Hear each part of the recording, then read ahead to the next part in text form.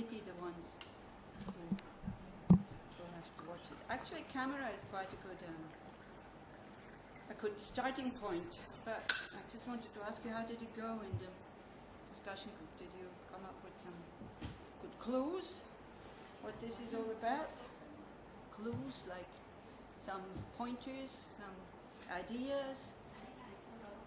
It's not open. Yeah, you're right, it's not open. Yeah, like, did you find it helpful, the discussion group? Come on, we're a group of 9 people who have us there for this weekend. Their sole purpose to develop a good heart. How can you not be happy? Because it's so amazing in this world that people give so much time to develop a good heart. Yeah? So, wow. And then you're not the only one. Imagine if you would be the only one. You think you would be sitting here meditating on these points? So we need other people around us, so we appreciate it. Yeah? This is why, people, because they wanted to cancel the course, they say, oh, there's very few people. I say, I don't care. It doesn't matter. I do the course with one person. Alone, I wouldn't have come up. One person, if the person is from Tel Aviv, he would have done it in Tel Aviv.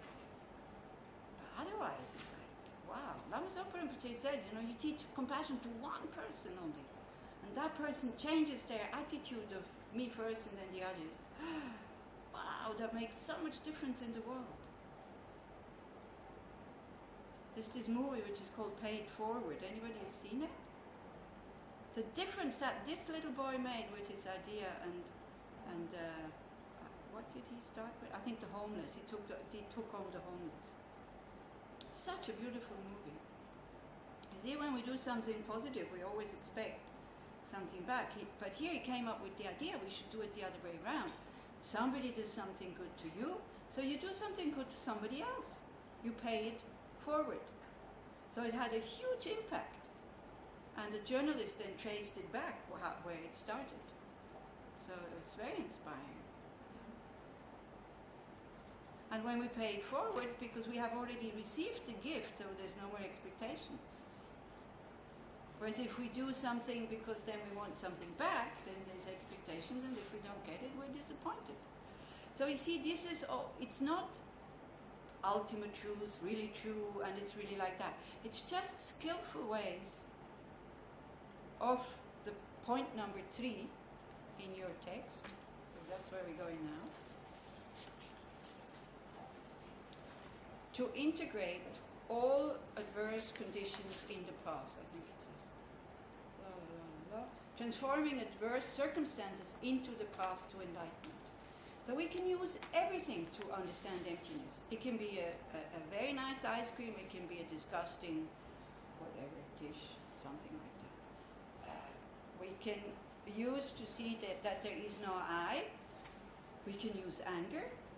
When I am angry, we look for the I, can't find it. I am really happy, we look for the I, cannot find it. You can use any object. It will serve as to explore reality. Now,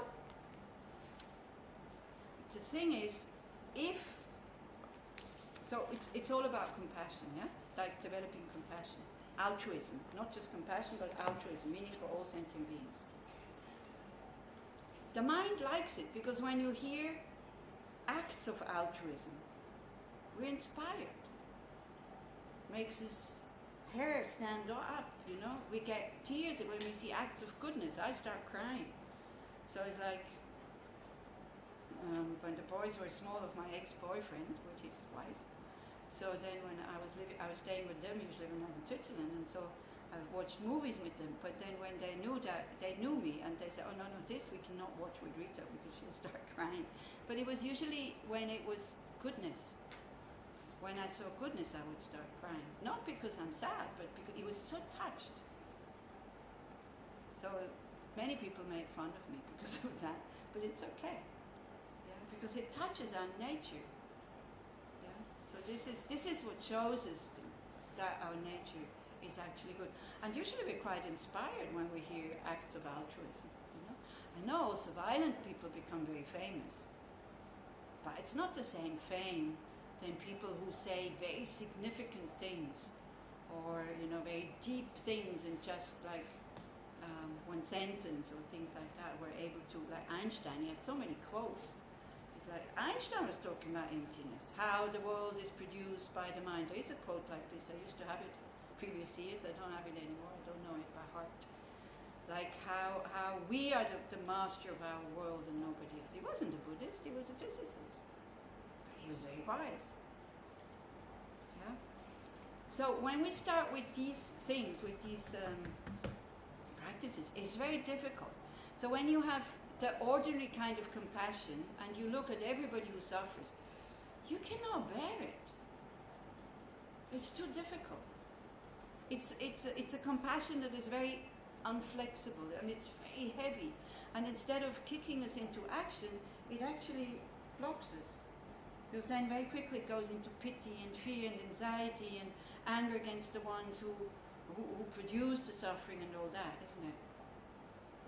When you know about karma and about impermanence, then the compassion starts to broaden a bit. It's not so heavy anymore.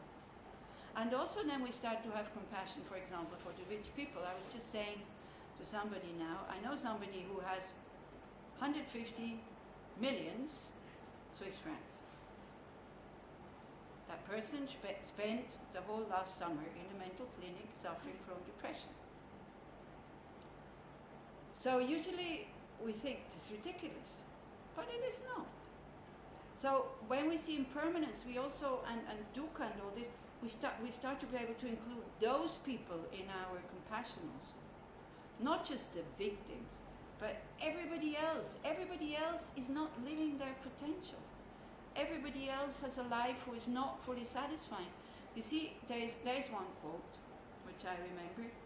What more pitiful can it be than to want things, to be able to buy them, to consume them, and then still not be satisfied? Actually, what worse sickness, that's the quote, what worse sickness than to have this mind who wants things, can get them, consumes them, and still is not satisfied. That's the sickness that we suffer from, because we're not looking in the right place. We're looking outside. And we're putting hopes on, like Switzerland, okay? We have no Palestinian neighbors, and we had no wars since I don't know how many hundreds of years. No First World War, no Second World War, nothing was bombed. It's kind of, people have depression. We have one of the highest rates of youth suicide. Because people are not challenged. This is this other thing now. And then I also talked about, there's another song which is by Freddie Mercury, which is called There Must Be More to Life Than Just Living. There must be more than this. So this is the human call, is to develop that potential. To understand what anger and greed and all this is doing to us. To understand reality. So like this, but so that it doesn't become too heavy and too serious, then of course if you know about emptiness, and I think we talked about this last time, the third kind of compassion is like, you see there is actually nobody there that suffers really. This is as if you would be looking at somebody who has a nightmare, and you see the person suffers. So you don't need to go into that dream to explain to help the person. You only need to wake the person up. So this is the kind of compassion that the Buddha would have, understanding emptiness. Suffering is not real, it's also empty. It's also a dependent arising. It also is because we have certain ideas, this is good and this is bad. Like with the knee operation, okay? So I had more pain after the operation than before the operation. But I know it's a healing pain, so I'm not angry at the surgeon. I say thank you and pay the bill. It's big pain that he inflicted on me. Whoa. So then we go, but that was not his intention, to to inflict harm. I only get hurt when I see that people want to hurt me. Yeah. Again, turn the whole thing around. When you are angry, when you're grumpy, when you're depressed, when you're not in a good state, you say things to people that sometimes not very kind. Yeah? Doron is nodding. Anybody else is also seeing something? Can you relate to this? That sometimes we have no interest in their happiness. They would need a word of encouragement, but then we go, oh, come on, get on with it. Grow up. Sometimes you even use Buddhism and we go, all is empty or all is impermanent. Well, come on. We studied this, so yeah. Not really. So do you want, when you say these things, do you want to harm the person? Anger wants to harm the person, yeah, but you, as a whole, as a package, no. Do you have a choice not to say these ugly words? At that moment, I don't think so. At that moment when there's anger or frustration or whatever comes out of your mouth is not very kind. And you have no choice. You cannot say, okay, heart, now please you open so that I can be a bit kinder. You can say it, but the heart will not change. Maybe it will become clear when we try to forgive next week there in the Yom Kippur kind of thing, you know. But you want to forgive mentally, yes, you want to let go, you want to let it be. Here, no way. It holds on. That thing, no, there's no choice. When anger comes up, they cannot choose to be kind at that moment. The same as us. So I would encourage you, try it out next time. When you feel anger or frustration or something like that, try to switch it for kindness, and then you see it won't work. So it's the same for everybody. So when we see this kind of compassion, that knows that actually people suffer. This whole... Is a problem? Okay. In the Maksan. And I wrote an email saying, our amazing, incredible Tzipi Gershoni found to Leora Kenneth, but she already bought 2, so that's okay. So we'll have plenty this time. So you see, again, is this a good thing that we didn't find the ball? Yeah, of course, because now we have reserve. If it would have been there, all the time, it gets lost. We have nothing. Now Leora comes back from Dharamsala, she brings 2. So it's always, we never know what it leads to. Yeah. So when we have this kind of compassion, where we can integrate emptiness, what I see is projection. What they see is projection. It doesn't need to be there. Then it becomes much lighter. Yeah. No need to go into the dream of that person. They only need to wake the person up. And all these methods are for waking up, for being able to live our potential. So first we fake a bit, you know, and we train. It's basically, that's another mistake that you're making. When you see these points, you think you should be able to do it. No, they're just to train. It's a mind training. It's not mind being able to do it. It's not commands. It's tools to work with. So if you make this your main focus of your practice, then you will have a lot of joy when problems come. Because if you don't have any problems, you cannot train. You know, being a good person when the belly is full with what you like to eat, the sun is shining but not too hot, and you have a boss that is very kind and you have a lot of money, it's very easy to be a kind person. To be a good Dharma practitioner, to be inspired and to do your mantras and to do your prayers. But when it gets boring, and when there's no good feeling coming anymore, and you even feel rejection to the whole thing, and you still continue, then things will change. Then things will. As long as we do it, as long as it is pleasant, it becomes a hobby. It's better than nothing. It's better than smoking dope. That's true.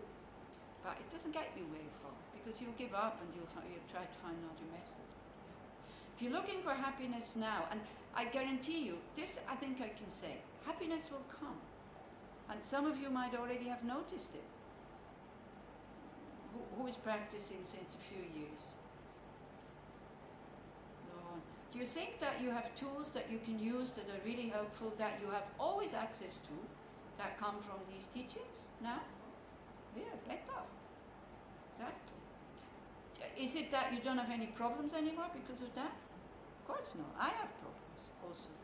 Even after 25 years of practice, you still have problems. But they're not so heavy anymore, and you can relax. Yeah? And you try to still do something about the problem. I had a filling falling out this morning, quite a big one. So I immediately, said, can somebody call my police in Switzerland, call my dentist if I can wait until I come back or what. Same time I told Tommy, and Tommy has a brother-in-law who is a dentist, and this really nice guy, he says, okay, if she needs to come Sunday, she can come after I finish work. So that means I can wait until Sunday to make a decision. So totally relaxed, the whole thing. No need to make a decision, should I go or not. Because the dentist said, leave it if it's not painful, but if it's painful, you need to go immediately. So, but you see, the first thing when I met this morning, I'm like, oh no. Yeah, as if it's a big thing, and then I need to think and think. So I thought, okay, don't make a big deal out of this. It's like Syria is not far away where people are dying. And about a filling that fell out, you start to be anxious and to be nervous. Stop it. So because I've been thinking about this again and again and again and again, then to stop it actually works. But only because the mind is trained to be taken by the nose and zoom, and to go that way. It's all relative. I can make a huge deal out of this. And then of course it will start, I will imagine that it's painful. So this is what I mean. So we start to look at our life a little bit like a movie that will finish at the time of death. The movie will finish, so we don't have to worry about this one. Also, Sogyal Rinpoche says nobody has to be afraid of death because until now everybody succeeded. So, no need to be afraid. So, let me finish with this one, and then you can ask a question. So, you see the role that we are playing, we're having it. But we do have some choice how we want to play it. So, if you are a poor victim, you can either be somebody who has the role thinking, okay, what can I learn from this? And how can I help others through this? What's the benefit of that, for example? Or you can just sit and be angry against yourself or against somebody else and feel very depressed, blah, blah, blah, You can be the good guy who has as intention helping others, or you can be the bad guy in your movie who is very self-concerned and only wants happiness for him or herself. So what is your choice? What would be your choice? Now, I prefer being the good guy because it makes me feel better about myself. Now, it's not easy, because maybe you noticed I have terrible temperament, so my problem is anger, is not attachment. Yeah? So, but it's much better than it was at the beginning. So, I don't like myself when I'm angry and unkind. I'm not choosing it when I am. It's habit. Confusion, it's self-cherishing, it's all of that. So, but I know I'm trying, so therefore, why should I be angry at myself? So when you see it a bit as a game, this whole mind training thing, we tried, because it's difficult. We tried, doesn't work. Okay, try again. Yeah. There's another quote by Beckett. How is it going? Tried and failed. Doesn't matter, try again. Failed again. Doesn't matter, try again. Learn to fail better.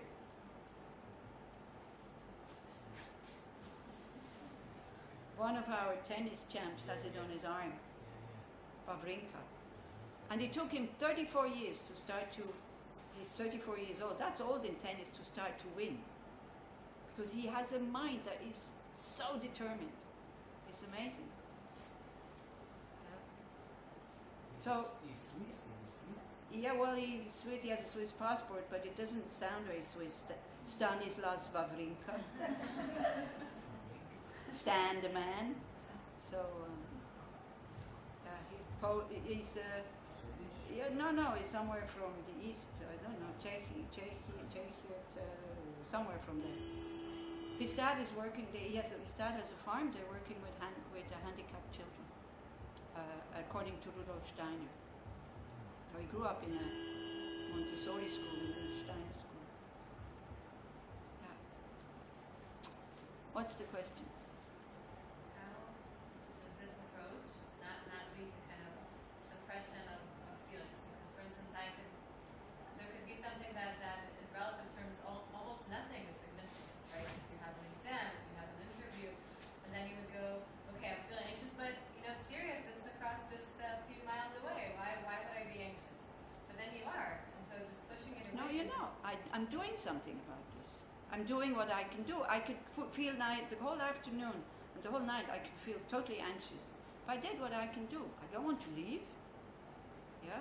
And also tomorrow is Saturday, so everything is closed. But if I need to go on Sunday, I can go on Sunday. I also asked my dentist in Switzerland, who says, oh, don't worry, it's not dangerous. So it's not suppressing anything, it's kind of using logic, isn't it? So be careful. Again, you see, we have a tendency, it's a good question actually, we have a tendency to go to extremes. Like awareness, you shouldn't, or mindfulness, meditation, you shouldn't move, you should just observe. Then you sit and you go like, smelling smoke. Oh, getting warm. And the fire is coming. That's not what you're supposed to do. You're not leaving your wisdom at home. And you're not suppressing anything. You can work with anxiety. Well, you work with it by seeing what is possible, by putting it into relationship, and then by doing what you need to do. I always had a tendency to postpone to make appointments with doctors and dentists and all this. Here, I saw it in the morning. It still took me half an hour. And do it lunchtime. I thought, no, you do it now.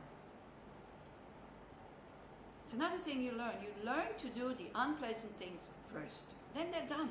Because otherwise you carry them on your shoulder with you. And then they say. So with the practice of open, non-judging awareness, you're not suppressing anything at all. You allow everything to be there and to arise and to look, and you look at it. So you're not caught. We have these two extremes. Either we don't want to know about it and we try to suppress it, which we can't anyway. We think we can, but it's not. It's still there. Yeah? Either we try to suppress it or ignore it, or we wallow into it. So here's neither that nor that. You watch it, and then you're not inside the emotion, and you're not feeding it with thoughts. You just watch it. And you can feed it with thoughts that help to calm down. When somebody comes to see you and says, oh, I don't know what's happening, I'm really not feeling well, I'm depressed, like this lady with the 150 millions. Imagine she comes to see you and says, oh, it's difficult, I'm so anxious and all this. What would you tell her? Huh?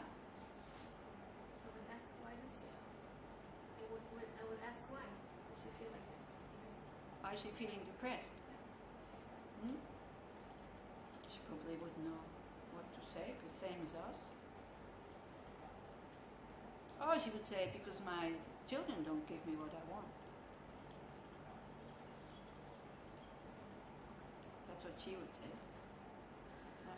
Probably. I would send her to the hospital to see how sick people feel. Exactly. You would say, what? You are having problems? You better go and look at others. That's very heartless to do with somebody who is not asking for something. It's much better to say, yeah, I know. A lot of money is not the cause for happiness. And then, let's see what's wrong. First to calm her down. It's okay to feel depressed. It's fine. You see, when we see these people, because they show us a mirror that we don't want to see, because we think, I'm not so well because I don't have financial security, and I don't have this, I'm not famous, and blah, blah, blah. That's what we think. But then she shows us, hey, it's not true. Even if you have that much money, you're still depressed. You can still fall into depression. Yeah. So people who are depressed, don't force them to see other people who are suffering. That will make them feel guilty. So it's not helping. You, the Dharma practitioner, you do it yourself. For yourself, you use that method, not for others, especially if they don't practice. So in a way, it's, you know, what I used to do, when I had menopause, I had also like terrible states of mind sometimes. And it's great. You can put it on something. There's a cause. So you calm down. You think, okay, menopause, when that's finished, maybe I'll feel better again. So I was very honest and very open about it. And I was like really grumpy sometimes. And I would come down to the office at Tushita and I would say, look, I'm in a really bad mood, okay? So if anybody asks something from me that you don't really need right now, I can't guarantee that I won't get angry. So you better leave me alone. The moment I said it, it was already half gone. Because I gave myself the permission to be in a bad mood. One point also I had there was somebody in the group, not here. Wow, she was able to push my buttons. I couldn't stand that person. She was somebody who was constantly crossing borders, you know, like she doesn't know any borders. Everything is mine, but yours is nothing. Like this you should share. You know, kind of the hippie kind of thing. Everybody belongs to everybody, everything belongs to everybody, but dare if you touch my things. There was a big attitude. Wow, and see, she was constantly there, and I couldn't bear her. She's also somebody who gets thrown out everywhere, because she is so impulsible. And I didn't want to hurt her. I could feel I was getting angry at her. I was not able to be kind with her, but I felt that's what she needs. So I moved out. From the center. I was only there for the teachings. Because she came to see me all the time. She came to meditate in the Gompa, 10 o'clock at night. Because the Gompa and the apartment is together. And I felt I can't deal with it. I can't deal with it skillfully. So I moved out. In order to create a space between me and the object. And then I worked with it. And when I came to this other place, because I'd asked somebody, can I use your place? And they said, yes, okay. I still remember that moment. I came with my bag, and I was angry and rah, and I let the bag drop to the ground, and I thought, yeah, I hate her. That was it. The thing was broken because I put a name on it. And it was okay, that moment. Because if you talked about battling, fighting. If you start to fight these things, they get worse. We first need to accept, and then we relax, and then we work with it. So we're not suppressing anything at all. And then as you start to get stronger, you see it works. Yeah. Also in another difficult situation where somebody hated me, it happens. You know, this is human things. Sometimes you can feel people, they just don't like you, and that's it, isn't it? Or you don't have anybody like that. Yeah? Yeah, you can feel you're making them nervous. So whatever you do is wrong anyway, you know. Yeah, she wasn't really openly criticizing, but also she was never saying that I did anything good or whatever. So it was really difficult.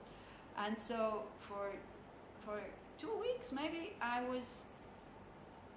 didn't know how to react. I was very insecure, and I became the person that she wanted to see. And I was very incapable of doing things properly. I had anxiety.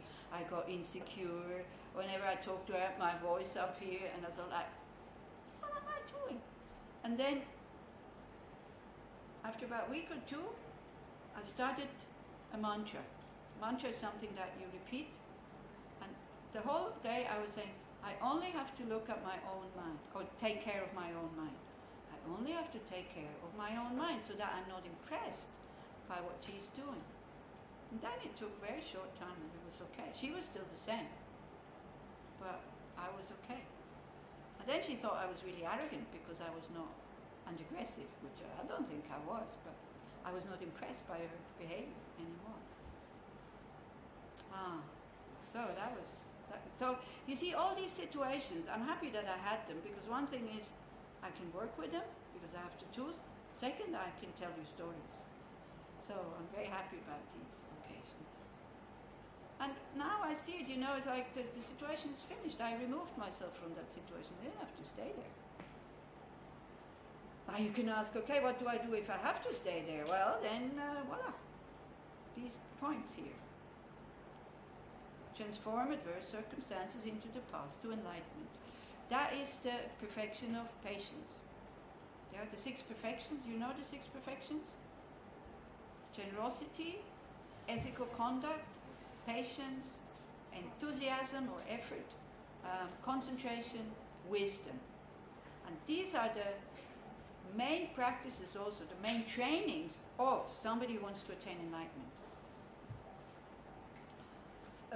So the first point there is when the environment and its inhabitants overflow with unwholesomeness, transform adverse circumstances into the path to enlightenment. So in this Kharkiv text, there is one slogan which goes with this one, which says, "Be grateful to all." Now we're only grateful to the ones who help us, but they don't make us grow. They praise us, they're nice to us, you know. They never show us where we stand. They see us as a very weak person, not necessarily on purpose. Yeah? But this is what we like. Have you ever noticed? 100 people praise you, 1 criticizes you. The whole 100 people are not counting anymore. You're totally focused on the criticizing. So this is how weak we are. This is how we depend on praise. And I was just telling Rona, in Arte, there was a program about small children, like 2-3 years old. They have natural altruism. They help naturally. Until the moment when you start praising them and giving them rewards. Then they stop. So that's interesting. That's really interesting to you know when we talked about small children being like more pure. So we spoil them. And then we feel insecure. When somebody doesn't say, "Oh, what you did is good," we feel very insecure. I always use the same example. You have cooked a meal for somebody. This is only for 2 people, for 3 people maybe you've never heard it. The others have heard it I don't know how many times. But it's such a classical example. You cook for somebody, that somebody eats it and doesn't say anything. Can you prevent yourself from asking, is it good? Cannot. You see that the person is eating, maybe take second helping. We need to know it. Yes, it's good. We need to, we need to have a verbal affirmation. This is how dependent we are on praise. So when you, as a Dharma practitioner, you should always say it. Huh? It's good. It's delicious. It's great. Thank you very much for cooking. Or you can just say thank you. At least thank you. Thank you very much for having cooked for me. Yeah? And don't say, no, I won't praise them, because that will make them dependent. Yeah? Then you can give them, because you praise them, then they relax, and then if they ask questions about how to do these practices, then you can teach them. Otherwise, if they don't ask, you don't need to teach people if they don't ask. Very often with the Tibetan Lamas, they never give us any praise. Huh? Why? Because they think it's not necessary. Whatever we've done which is good and is finished, dealt with, why mention it? Otherwise they become like, a doctor who keeps on harping about how good your heart is, even though your stomach needs attention. And also sometimes the Tibetan Master, because what they want to do, they want to show us where we stand, so they can be quite cruel sometimes. Yeah? They're not there to pamper us. It's not a nice friend, it's not a nice companion. It's somebody who wants to lead you to enlightenment very, very quickly. So, like the doctor who wants you to be healthy, the doctor needs to tell you what's wrong with you, even if it's bad news. Yeah? So we should learn to be grateful to all. Without others, we have no feedback. Whether we've done something good or bad, we don't know. We have nothing to work with when we don't have others. only have our own mind. And then we do this thing, we learn to take the loss, I take the loss, I give the victory to others. This is such a great practice. You lose so much fear and anxiety when you do that. Because taking the loss is always easy, because nobody wants it. Here in this country, you are the friar. You choose to be the friar. Oh, this is terrible.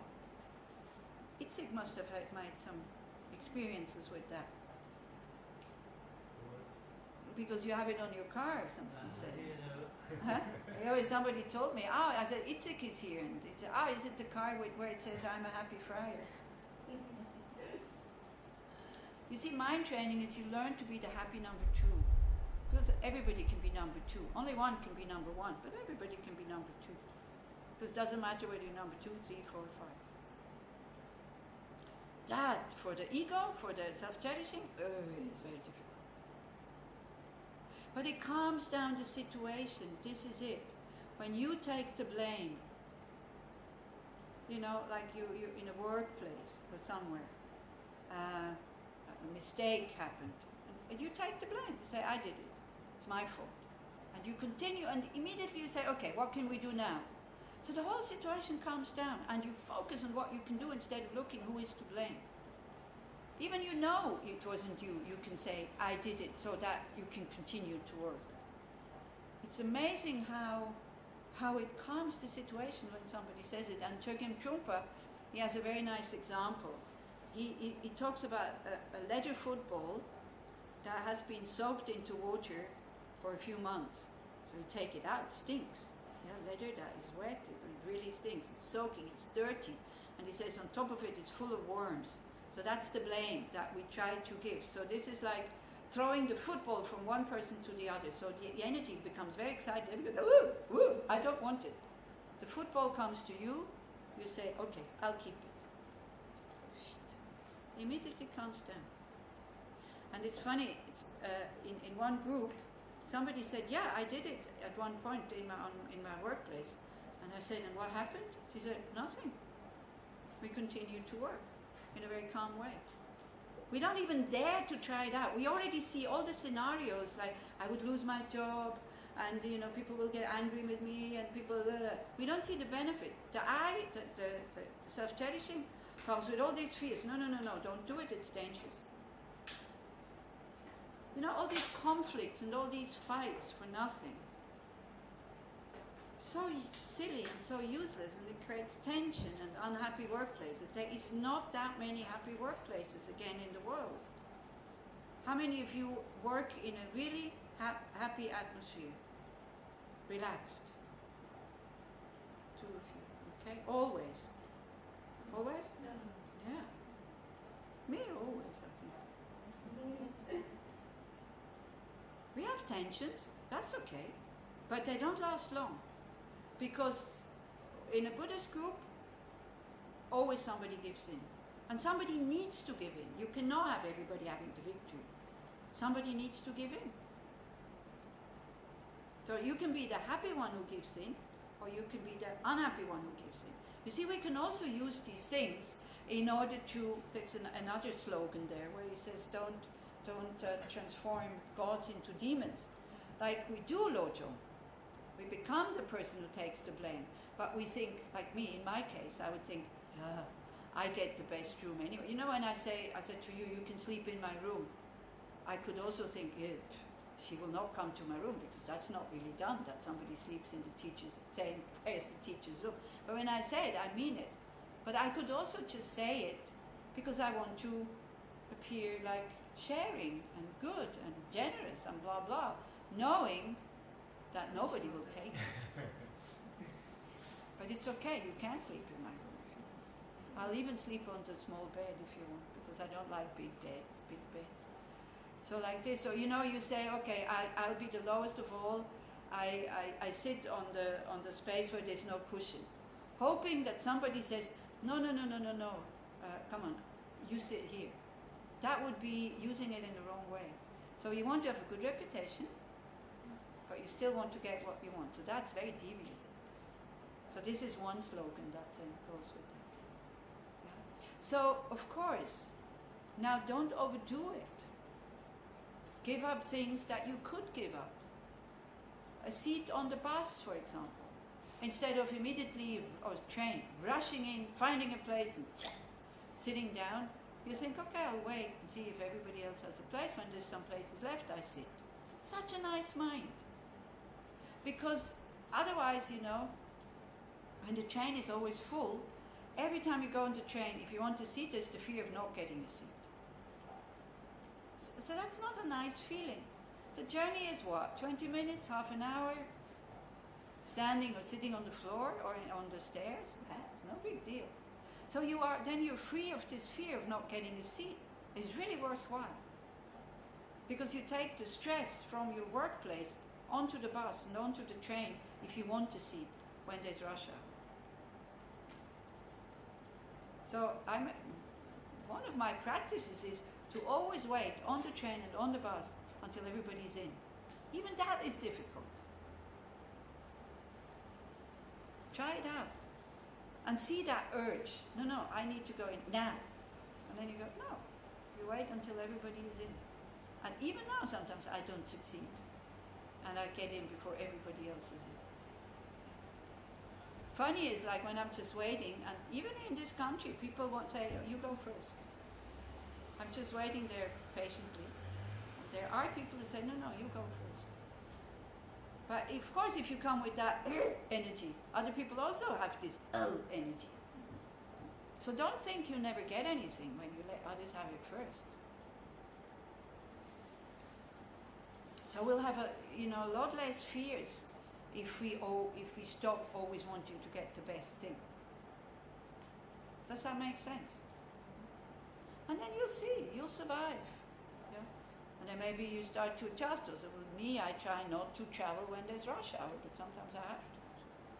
Then I start to develop compassion. Instead of moaning, oh, poor me, the train is so full, I go like, other people have to do that twice a day, every day. On top of it, going to a workplace where they are being bullied around, where there's a boss who is not kind to them, where they are afraid of losing their job, and have too much responsibility, or the employees are not cooperating if you are the boss or something like that.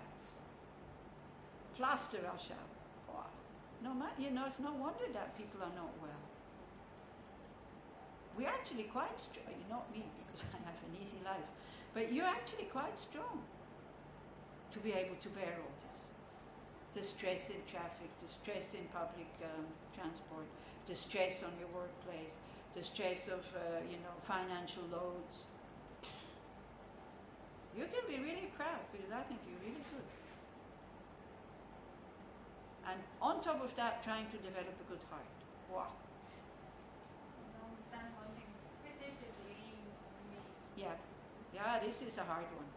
This is a hard one because if I'm broken, my confidence is not that huge, and predictably maybe then there are consequences. Yeah, you're consequent. You're why?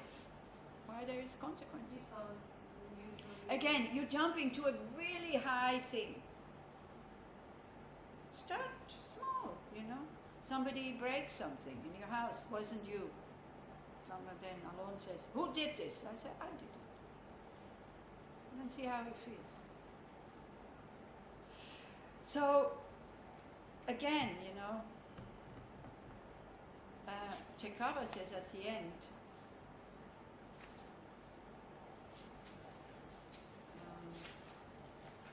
my manifold aspirations have given rise to humiliation, criticism, and suffering. But having received instructions for taming the misconception of self, even if I have to die, I have no regrets. So he would give his life. He puts his life under these practices. So we're not there yet, okay? But actually, that's the goal. If it's of benefit, if it comes to a situation, I lose my job, I take the blame. This is as far as it goes. Yeah? You're not afraid of having a bad reputation because you're taking the blame or because you're doing these practices. You're not afraid that people will stop liking you.